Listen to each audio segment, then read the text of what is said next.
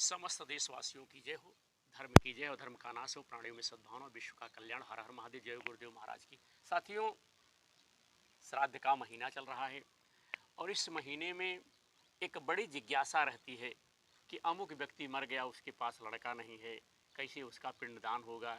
आप नहीं दे सकते, आप बेटी हैं, आप भांजा हैं और आप नहीं दे सकते, तो भैया उस व्यक्ति की मुक्ति कैसे होगी अगर वह मर गया है। कभी कभार ये भी होता है कि किसी किसी के लड़के नहीं रहते, तो भैया जिसके लड़के नहीं रहेंगे उसका पिंडदान नहीं होगा, उसकी मुक्ति नहीं होगी, उसका अंतिम संस्कार नहीं होगा, होगा ना।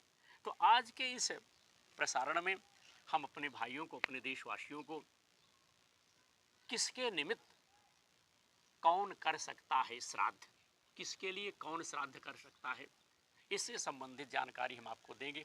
प्रसारण उत्तर प्रदेश की पावन भूमि से विनोद प्रहरी यूट्यूबर यूट्यूब चैनल की तरफ से, और समस्त भाइयों का इसी प्रकार से प्यार आशीर्वाद बना रहे कि आप लोगों का प्यार और आशीर्वाद हमें मिल रहा है और आपका भाई निरंतर धर्म से संबंधित चर्चाएं कर रहा है। अब श्राद्ध का महीना है तो श्राद्ध से संबंधित कुछ चर्चाएं, कुछ जिज्ञासा, कुछ प्रश्न, कुछ विचार आप सब तक शेयर कर रहा हूँ। धर्म की जय हो, अधर्म का नाश हो, काशी विश्वनाथ की जय हो। तो भैया पितृ देवो भव ना, इस पितर में पक्ष में जो है पितृ देवो भव। तो साथियों आइए चलते हैं विषय की तरफ। हिंदू धर्म के में भैया, हिंदू धर्म में मरणोपरांत, मरने के बाद संस्कारों को पूरा करने के लिए पुत्र का पहला स्थान है, पहला स्थान माना गया है। शास्त्रों में लिखा है कि नरक से मुक्ति पुत्र द्वारा ही मिलती है, इसलिए पुत्र को भी श्राद्ध पिंडदान का अधिकारी साथियों माना गया है।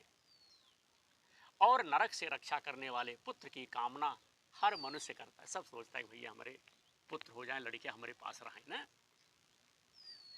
हर मनुष्य सोचता है।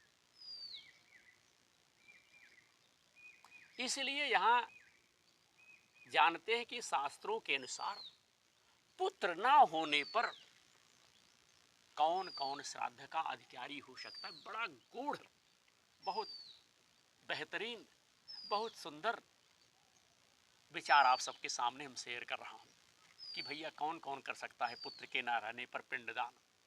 साथियों, पिता का श्राद्ध जो है पुत्र को ही करना चाहिए और पुत्र के ना होने पर पत्नी श्राद्ध कर सकती है।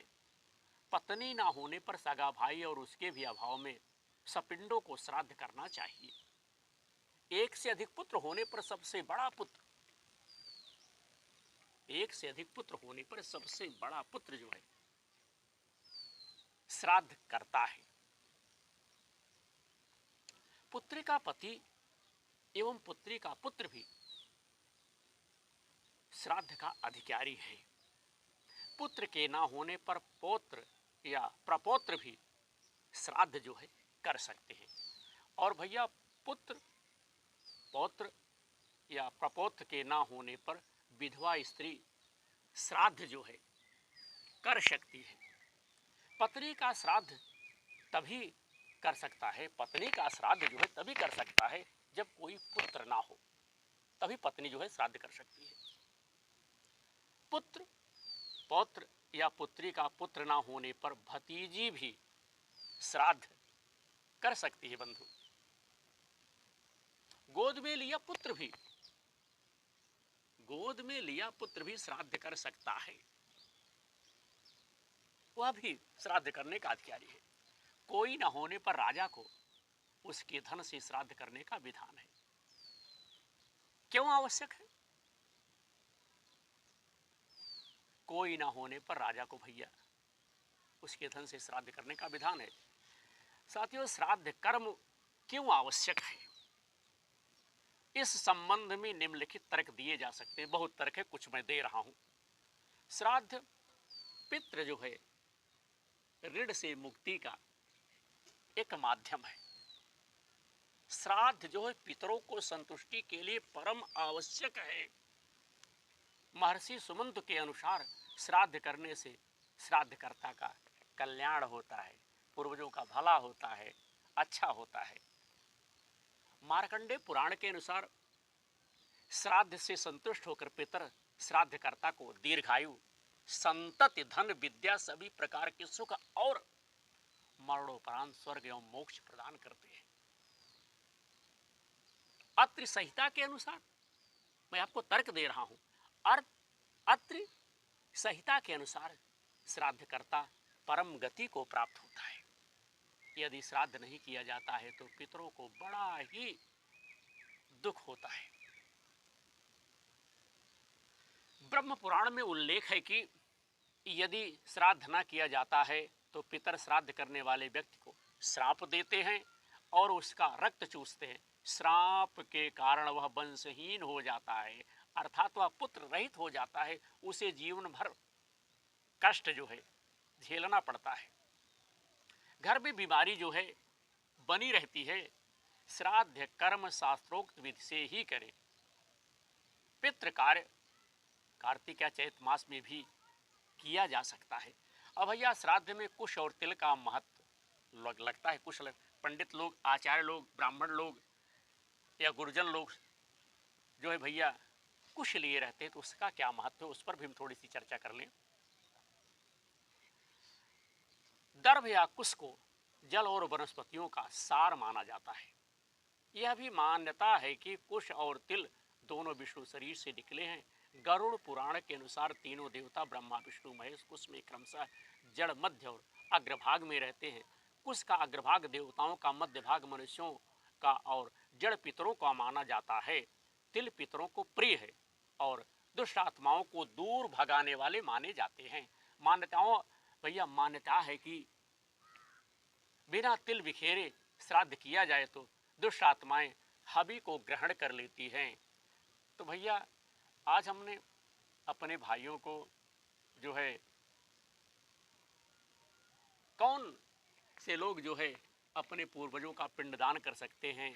पितरों के निर्मित श्राद्ध तर्पण आदि का समय दिन के मध्याह्न काल में माना जाता है। इस वर्ष अश्विन कृष्ण पूर्णिमा और प्रतिपदा तिथि 10 और 11 सितंबर दोनों दिन अपराह्न व्यापनी है। अतः यहाँ प्रतिपदा का श्राद्ध 10 सितंबर को किया जाएगा, क्योंकि इस स्थिति में श्राद्ध उसी दिन किया जाता है जिस दिन तिथि अपराह्न को अधिक व्यापत करे। इस वर्ष प्रतिपदा अपराह्न काल के अधिक भाग को 10 सितंबर के दिन ही व्याप्त कर रही है।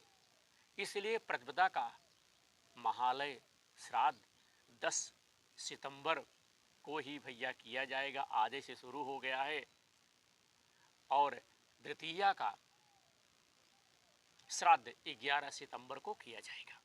तो आज हमने अपने भाइयों को इस 9 मिनट के वीडियो में एक बहुत ही जानकारी सुंदर